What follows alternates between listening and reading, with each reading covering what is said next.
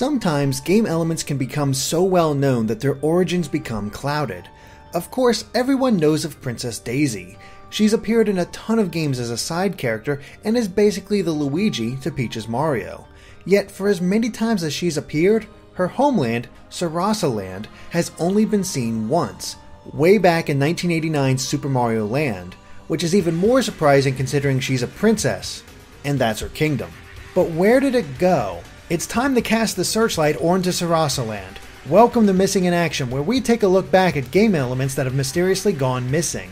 The kingdom of Sarasaland is surprisingly unique, even by Mario standards, considering just how crazy most of the Mushroom Kingdom seems to be. Now, while those other locations usually have themes of deserts, plains, mountains, and oceans, Sarasaland takes an unusual amount of inspiration from the real world.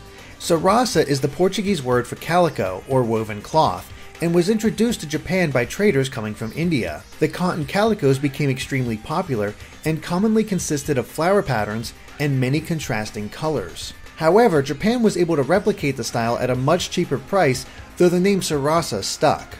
And it was chosen as the name for Super Mario Land's setting because of Sarasaland's varied landscape, as the game's 4 worlds, or kingdoms, were all based on different places in the real world.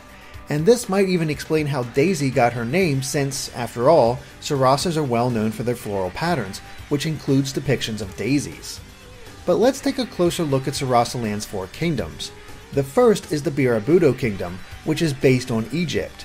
This is made pretty obvious thanks to the pyramids in the background, as well as 2 of the enemies, Gao and the boss of the kingdom, King Totemesu. Both resemble the real-life Sphinx statues found in Egypt. But even more interesting is the fact that Birabudo is called Pirapudo Kingdom in Japan. This is literally a portmanteau of the Japanese words for pyramid and Egypt to become something along the lines of the Pirapt Kingdom. However, Pirapudo was incorrectly romanized as Birabudo, which carried over to the English version. The second kingdom is Muda, which is based on 2 concepts. The first is Bermuda, which is what gives this kingdom its more tropical setting.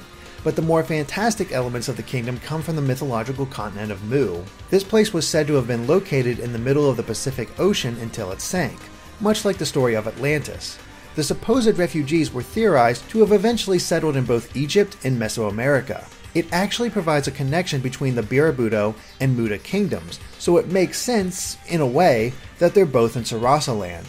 And this combination of real-world and mystical elements are reflected in the enemies. Some are based on sea life like the Honen or Taurian, while others, like the robotic Mechabons, seem a little more alien in nature, which is likely inspired by tales of the Bermuda Triangle and alien abductions. That would even explain the sunken spaceships in the kingdom's 3rd level. The 3rd kingdom, Easton, is pretty clearly based on the Easter Islands. The famous Moai statues are everywhere, from the backgrounds to the enemies, such as the Toko Tokos and Batadons. Even the region's boss, Hiyoihoi, follows the same idea. But where Easton is dedicated to Moai statues, the 4th and final world, the Chai Kingdom, is more generally inspired by China. The word Chai is a common name and surname in China, and also refers to a type of tea that originated in India. That Indian connection is significant because this is the kingdom that Daisy rules all of Sarasaland from, which, as you'll recall, got its name from the calico that originated in India. The kingdom itself takes obvious influence from China. Just look at the backgrounds and listen to the music.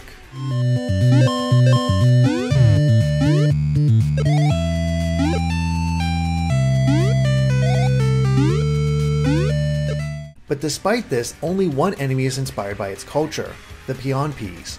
They are based on the Zhangxi, essentially hopping zombies or vampires with outstretched arms, which are taken right from Chinese folklore. Clearly, Sarasaland is rather unusual by Mario standards, with the 4 kingdoms each being heavily based on earthly locations. Even the final boss, an invader called Tatanga, ties into this idea since aliens were famously theorized to have been responsible for the pyramids of Egypt, the statues of Easter Island, and the abductions in the Bermuda Triangle. The only exception is the China-influenced Chai Kingdom, though that is where Tatanga is fought. And it's perhaps due to its real-world heritage that Sarasaland has never been seen again. Not only that, but it's barely even been acknowledged in the years since, with only cursory references in the likes of Mario Superstar Baseball and Super Smash Bros. Melee. It's almost as if the entire world itself was abducted by aliens. Tatanga! But that's not to say that Super Mario Land didn't leave any lasting impact. After all, Tatanga did return as a boss in Super Mario Land 2, but hasn't been seen since. And Daisy has become a regular member of the Mario team, appearing in most of the spin-off games like Mario Party and the Sports series. But as for Sarasaland, it's completely missing in action. And no, Super Mario Maker doesn't count. All we can do is wait and see if what's gone missing can ever be found. What about you though? Would you want to see Sarasaland return? And is there anything else that's gone missing that you want found? Let us know by posting in the comments below, and we may feature it in a future episode. Thanks for watching, and make sure to stay tuned to Game Explained for more missing in action and other things gaming too.